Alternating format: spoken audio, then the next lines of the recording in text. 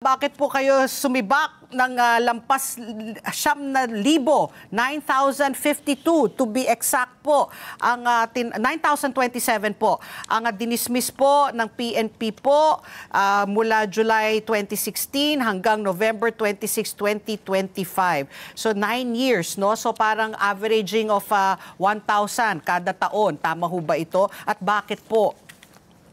Well, yung number na yan, Ma'am Patpi, Nelson, binigyan ni Chief PNP, no? At tama naman yung numero na yan, at yan naman ay, that spans a period of around 10 years yan, okay. So for the past 10 years, meron tayong, sabi nga ni Chief PNP, na nasibak na mga, at naparusahan ng mga 7,000 mahigit, na kapulisan.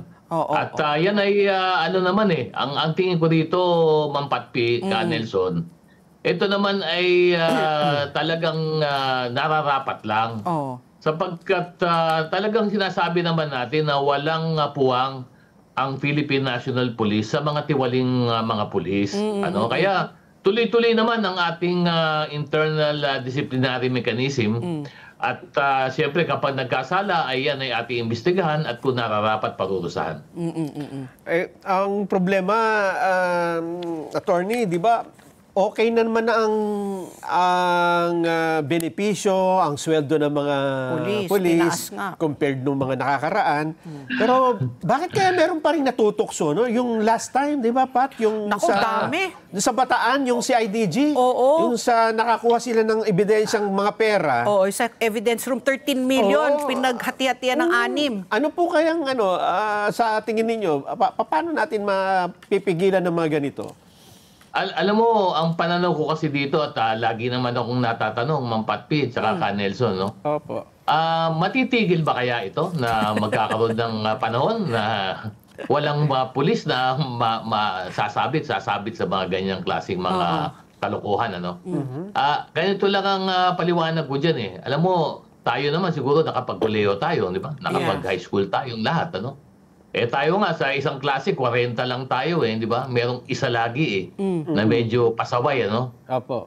Lalo pa siguro sa hanay ng Philippine National Police.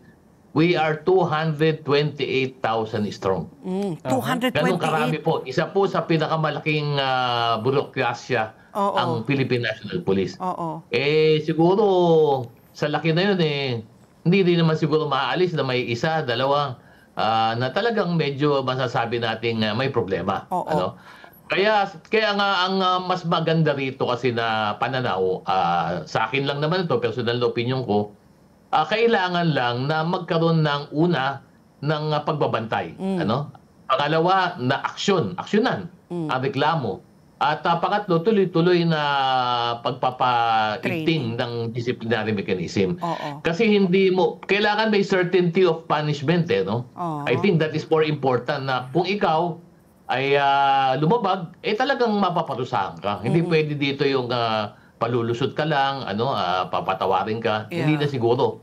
Kasi sinabi na rin naman ni Ma'am Patpi, sinabi na Nelson, sinabi na si PNP, zero tolerance for misfits and scalawag. So, ibig sabihin hindi na pwedeng magpikit mata tayo sa mga nangyayari dito.